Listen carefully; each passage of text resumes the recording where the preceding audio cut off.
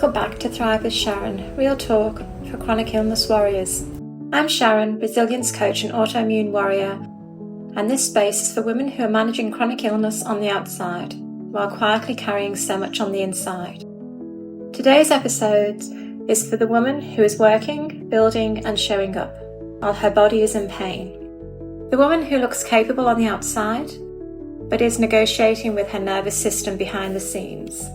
Because what happens when chronic pain isn't temporary? What happens when it's daily? Today I'm joined by Amy Graves.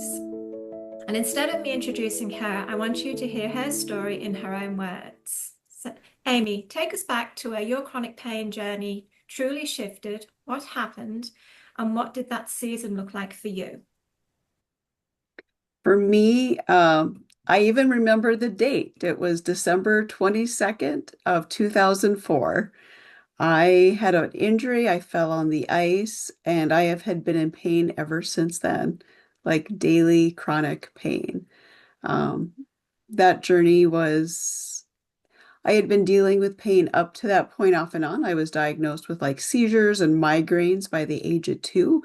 So I wasn't not used to pain, but not daily. It's a big It's shift, isn't it? Daily.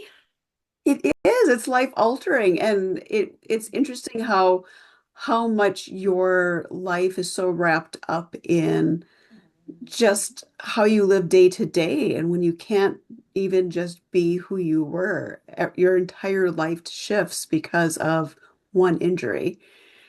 And, it took 4 years and 13 doctors for me to get a diagnosis.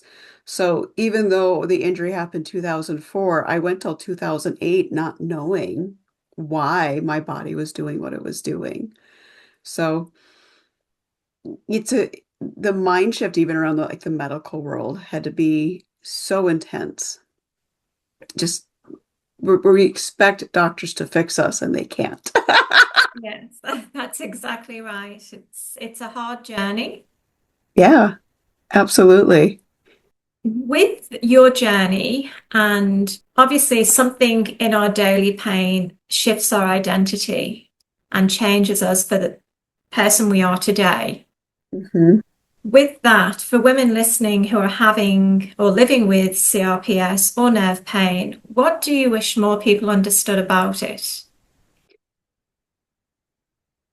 There's a few things I wish people understood. I think number one is it's so you have to give yourself this point of grace, just understanding that that level of pain, the that constant burning, the the inability for doctors to truly grasp what you deal with on a day to day. You just have to take a deep breath and understand from your point of view what's impacting you the most so you can learn from your own pain. What works for me doesn't work for somebody else. I unfortunately I have type 1, so I don't have type 2, which is where an actual nerve has been severed due to an injury, surgery, things like that. Mine's just, hey, your body decided it doesn't want to work. Yeah. Which is a whole different ball of wax. I mean, you have to really give yourself that ability and grace to say, okay, wherever you're at, wherever your pain level is at that moment, find your best way to breathe through it. You can't force it to stop. It's never going to end, which can be really demoralizing. I understand. Yeah. But at the same time, we really just have to step back and say, okay, what can I do in this moment and embrace what you can do in that moment. It's not about pushing all those boundaries and pushing your barriers. It's just embrace where you're at and find your way through it. Yeah, absolutely. Because I think so many women listening are carrying that invisible load too. Hmm. So, so gently moving into something many of us have experienced, the medical gaslighting.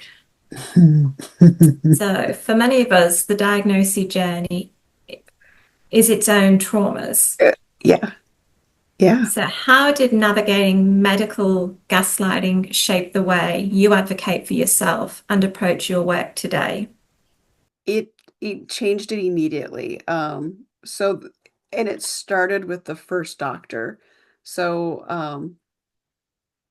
the injury was end of 2004. I was in to see my first doctor and I was referred to an ortho. Happened to be one of the best orthos in my area, like literally newspaper articles about this guy, how fantastic he was. He was nice to deal with. It was his staff that were gaslighting me.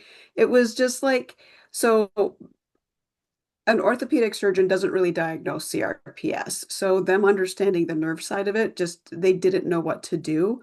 But so I had exploratory surgery on my wrist, which shouldn't have happened. Had we known it was CRPS, we never would have done that surgery. But we did the surgery, and my ability to handle pain like seemed to be diminished. Like I passed out when they took stitches out because it literally felt like they were cutting off my hand. Like my body reacts differently now to little simple things. And because that fight or flight, we're always in it. And CRPS is it's your parasympathetic and sympathetic nervous systems don't work anymore. So I literally would walk in and they would go, "Hey, the drama queen is back." Like they weren't even hiding it. I'd be sitting in the waiting room and be like, "Yeah, drama queen's here." Like I was like the laughing stock of the doctor's office for the amount of pain I was going through. And obviously the doctor was perfect. He knew exactly what was going on. I just had no clue how to handle my body. That was literally what they would tell me. They scheduled a surgery, and thank God the team was so incompetent because I canceled the surgery. They thought the only way to get my to take care of the pain was to um, put all the screws and just like stabilize my wrist forever, which would have caused a whole nother series of issues had we done that. But after him, I was like, I'm not putting up with that. If they don't believe me when I'm in there talking to them, when they can see my hands starting to swell while we're doing the appointment, I'm going to keep walking. And I did. I walked 13 times. Wow. The interesting side for the only reason I was eventually diagnosed is in 2008, the summer, I was going through a master's class and I was taking a class in ethics, and my professor was a doctor of physical therapy. And at this point, I've been living with this pain for almost 4 years. My arm is swollen. The last doctor I saw said, just put it in a sling and, just maybe it'll just be fine if you stop using it for a few months. Okay. Again, really bad advice if you have CRPS. You can't Yeah. stop using your appendage because it makes everything worse. And so I'm sitting in my class and my ethics teacher is like, "What's going on?" And she comes up after, we were taking our 15-minute break. And I tell her the situation. She goes, "Amy, I need you to do something for me." She goes, "I want you to look up reflex sympathetic dystrophy syndrome." Because at that time, CRPS was most widely known as RSDS. And I looked it up and I was shocked. I fit every description. The only thing I didn't fit was the age. At that point, the median age for someone with this disease was 62, and I was like 28. Wow. Big So, difference. yeah. But it does. You just have to make that decision to not put up with it. Yeah. You have to just determine that you know what you're experiencing and you just need someone to listen. And I think overall, it was that 13th doctor that did finally listen. I might have had a chance with another doctor, but I didn't give it to him. I'm like, no, Yeah. I'm not doing this. Yeah. And it's so hard to advocate for yourself and try and remain sane whilst you're going through the process because we do Right? get gaslit so often that you self-doubt yourself. Yeah. And I don't remember a lot of that time because I mean, it's been so many decades, since that initial, almost 2 decades since I went through that now. But there was a lot of self-doubt. And I just remember I would just be like, am I imagining this as my finger? Okay, my hand was so bad. It was my fingers were starfish wide. So if you hold your hand out and you spread your fingers apart, the swelling was so intense my fingers were touching. Wow. and doctors told me I didn't know what was going on, that there's just no way that they would see it. They would see like the heat, they could feel heat radiating off my hand and be like, "Oh, you're just having a moment." A moment of what? Yes, I'm with you there because every time I went, I was having a moment of women's problems. It's Oh, like, yeah, the irony for me was it was finally a female doctor who diagnosed me, but I ended up having to leave her practice because I had so many other symptoms that piled on after the CRPS that she couldn't handle how complex my case had become. Because CRPS was just the beginning for me of all the other things. Because once you collect one autoimmune disease, you get to oh collect a yeah, whole lot. you do. That's the joy. We don't just get given one, we get multiples as we get older.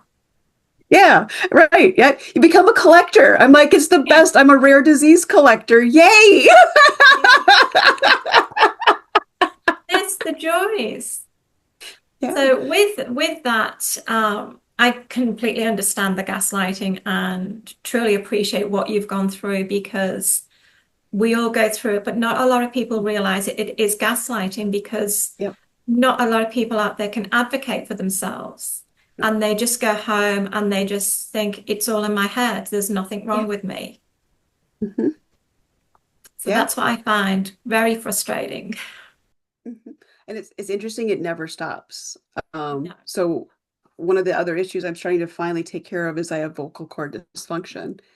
And the doctor that I'm trying to get a referral through was like, well, we just need to put you on an inhaler. Like, there's nothing wrong with my lungs. It is my vocal cords. It's bizarre. Like what? Yeah, it just blows my mind. Bizarre. So It's, it just, they just keep going.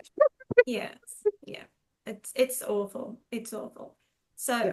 from a science-based perspective, what is the most important connection people with chronic pain should understand about food?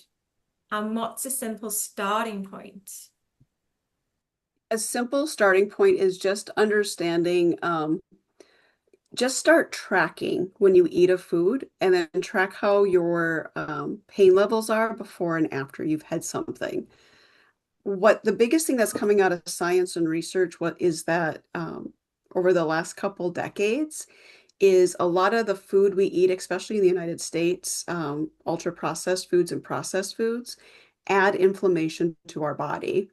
And unfortunately, if you have chronic pain, you already have a problem with inflammation. That Like is true. it.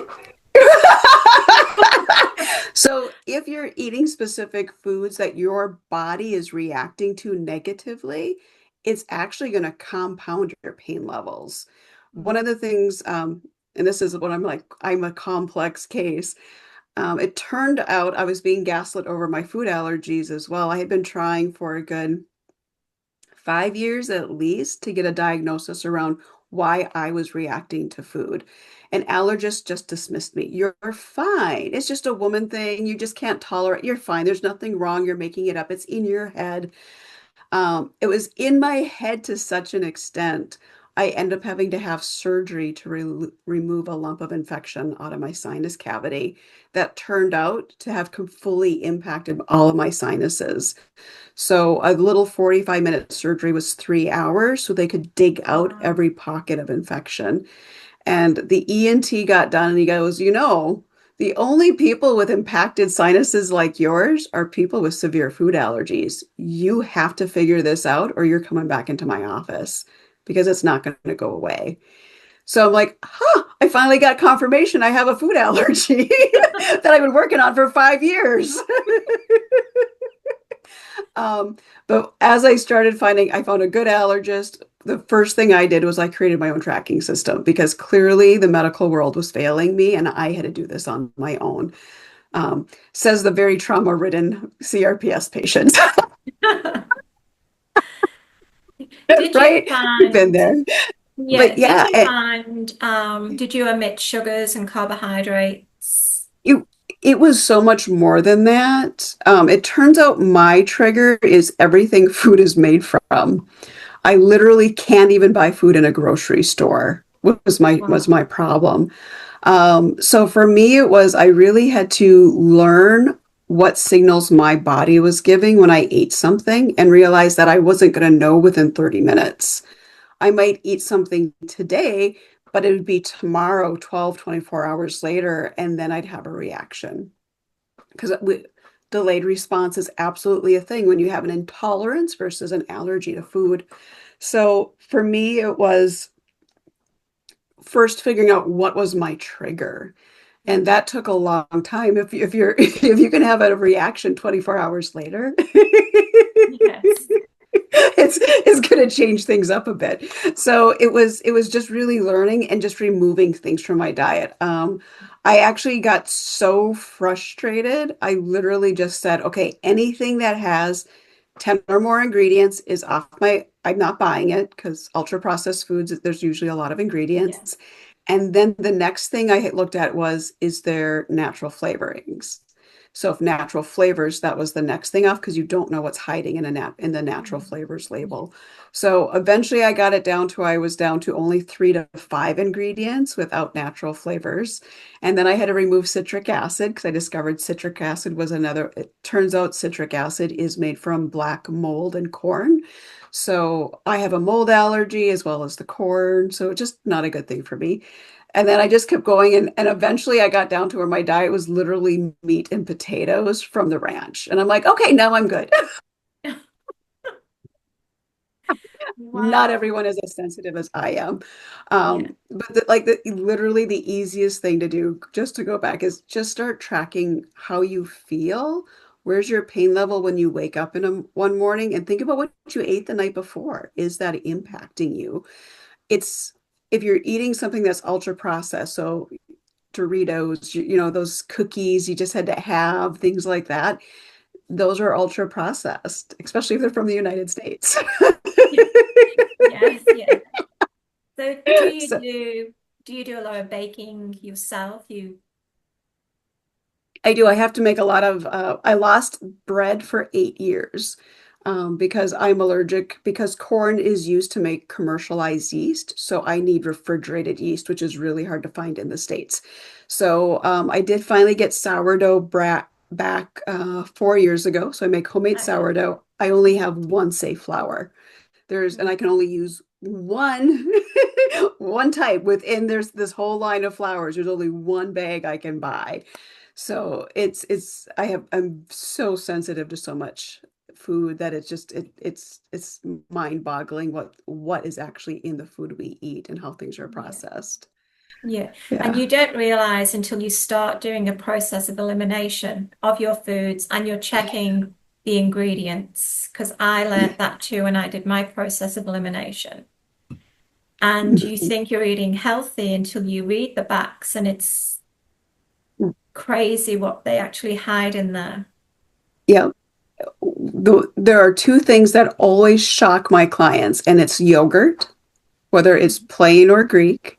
Those are 99% of them are actually ultra processed. If they have to add in bacteria, it's because the original bacteria died. Yeah.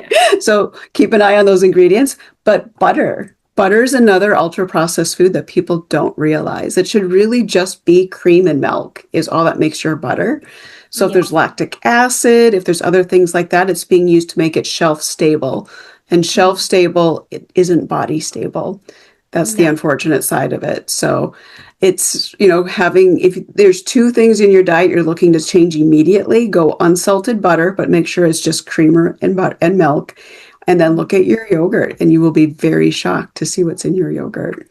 Yes. I have a Thermomix. I make my own yogurt and my own butter. That's, I lost milk so long ago. I haven't had a yogurt in like 15 years. Yeah. So I can do almond milk. I can tolerate the almond milk, so that's good for me, but not a lot of it, so I have to be careful. Yeah, most almond milks, it's because of the way the almonds and any nut is processed when they're farmed, because there's an additional adding of preservative goes into that. That's where my reaction comes from. So I can't tolerate any nuts at all. And then I can't tolerate the packaging because I can't do plastic or cardboard. No. So no, it has to be a glass bottle.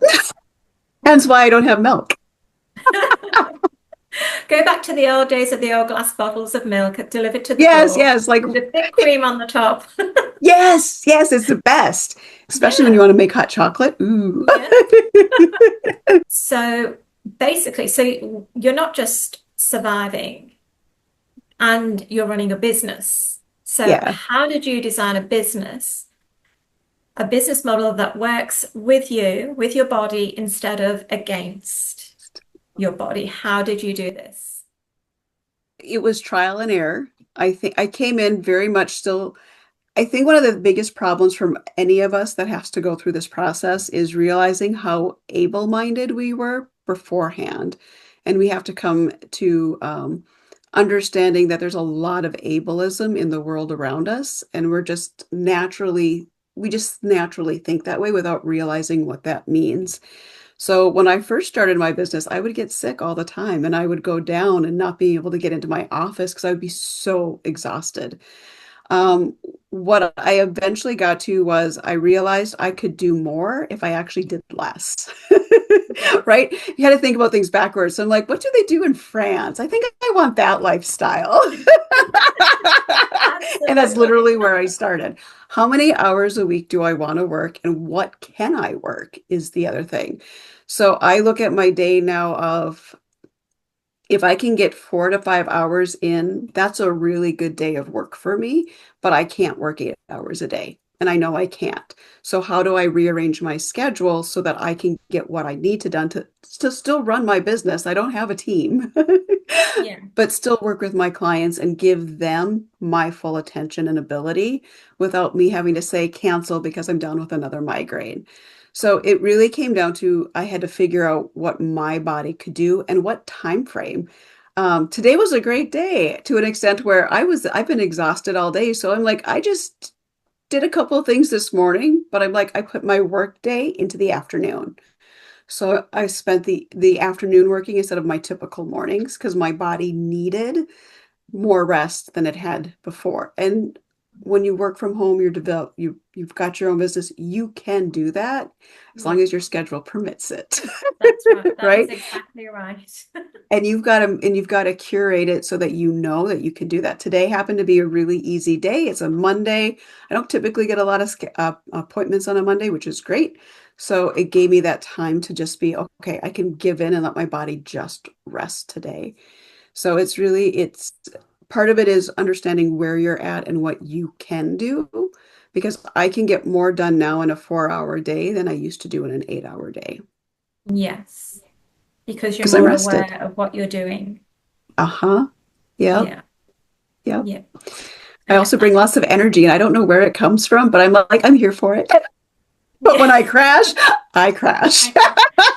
Yeah, exactly. That's me too. I get my energy and then I mean, I woke up at 2 this morning with a migraine and I'm just like, Oh, oh no, no, I need to go oh, back to sleep. I'm busy tomorrow morning. I can't do this. yep, So I've lay there for 2 hours talking to my body, trying to just zen back in with my body and just tell it it's okay. We just need to heal. We need to yep, do tomorrow. It's all good. yep, So, and I just slept a bit later this morning. So yep. that worked for me. So, It's we can still get things accomplished. It's just we can't do things the stereotypical way, right? We can't do things based on someone else's perception. When yeah. people are like, Amy, you're always over delivering. You're always here. How do you manage that? I'm like, I don't know. I only work like 24 hours a week. And they're like working 60. I'm like, I think I got the better lifestyle. Yeah. And that's it. That's what we have to do. I mean, I still run another business, which is full time. But I work the hours that suit me within that Yep. business. Yep. So because I have to, there was one stage where I was constantly running and chasing my tail and then just exhausted and having flare-ups and it just wasn't worth it. I was losing so much. Yep. Yep. So, Because then when you do get a day off, you're just like, I just need to stay in bed and I can't be with people, for fun. and that's exactly it for fun because we're missing out because we push ourselves so hard. Yeah. What's been the hardest emotional lesson in this journey, and what has helped you keep going? The hardest emotional journey is I it's kind of a twofold one, but the hardest emotional journey for me was just understanding my own mental state and where I was coming from. Um, I was very much a people pleaser, like type A personality that would get so type A, I would freeze, Yes, yeah, been right? there. Yep, yep. Um, Actually, not long after I finally got diagnosed with CRPS, I ended up paralyzed in both my arms. Wow. And yeah, and the mental acrobats you have to go through when you get to the point where doctors are like, we think you'll be dead by the time you're 40. I will be 49 this year. Wow. And they can't figure out what's wrong with you because go figure, no one figures out what's wrong with me for a good who at least 4 years after I've had an issue. Um, but my entire identity had been wrapped up in my job. I never had fun. I did the stereotypical 60 to 80 hour weeks. As a matter of fact, when my arms went into paralysis, I was working retail and we had already started holiday hours, 80-hour weeks mandatory for like the next 3 months. And I could no longer work. Like, what do you do? So it was more of, for me, it was refinding who I was, finding my identity, and just learning to accept me, I think was my biggest push through.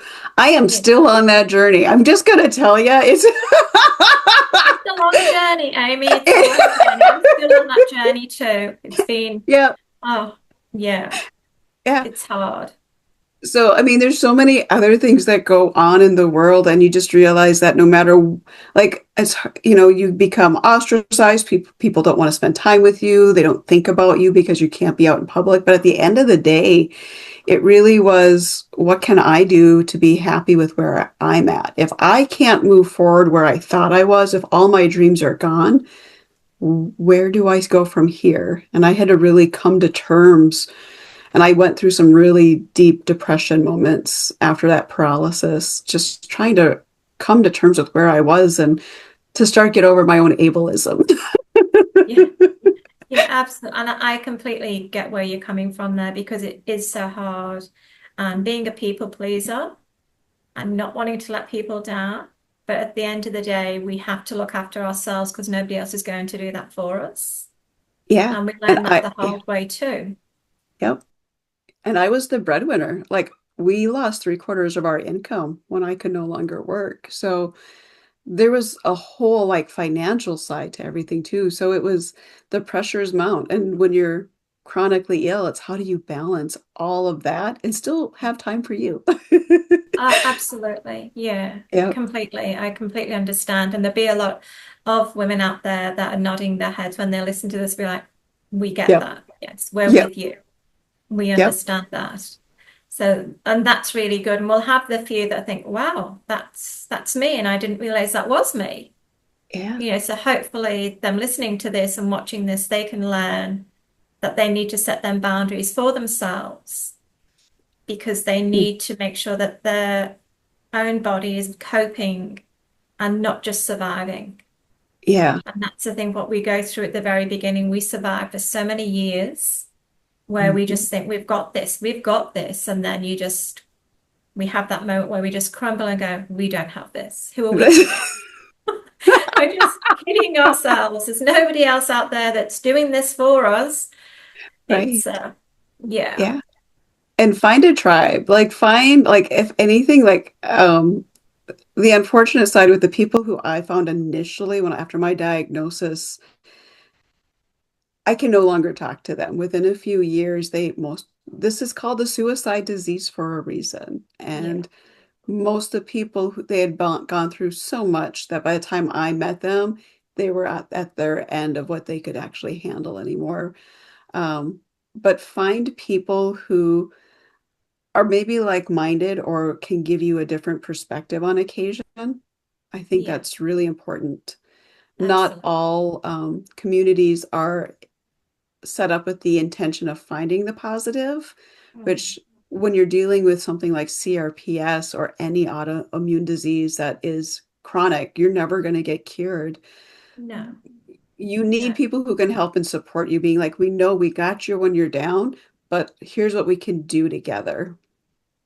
Yeah, So, absolutely. All right, so this is my last question for you, Amy. So if you could leave women listening with one grounded truth about living and working with chronic pain, what would it be? give yourself grace. Give yourself the time, the boundaries to do it all, put on your schedule. Don't bend to somebody else because they need it now. Do what you need to do for you. Because if you, like they say in the airplanes, if you don't put your own mask on first, you can't help someone else. That's exactly right. That's exactly right. And I So, use that phrase a lot with people. And I say to them, when you're in that aeroplane, who puts the oxygen mask on first? yeah, And that's what we need to do. yeah. Yeah, absolutely. Absolutely. Well, Amy, thank you so much for your honesty and your science-backed insight, your courage in building something meaningful despite your daily pain. I really get that, and I really appreciate you being here. And hopefully, we can continue helping women across the globe, even if it's just one little step at a time, just giving them that insight as to what we go through. Because I'm sure there's a lot of women out there that still are not sure and are scared to step out and say, it's me, there is something wrong with me. So I truly appreciate your time today. It was lovely meeting you. And It was lovely meeting you. I appreciate you coming at the end of your day because I get that you're ready now to just probably crash and burn. So I planned and I gave myself a 4 hour block off. So I had plenty. I'm well rested. We're good to go. But thank you. You was Great. so, these are some of my favorite conversations because chronic pain is, everyone deals with it and they may not even realize it. So thank you for the work you are doing as well. To the women listening right now, if you're building something while in pain, if you're exhausted from being misunderstood, if your capacity doesn't match what the world expects, you're not failing. You're operating under conditions most people cannot imagine, and that requires strength most people will never need to develop. Support changes everything. Until next time, take care of your nervous system, honor your capacity, and remember, you are allowed to build a life that fits your body. Take gentle care and see you in the next episode.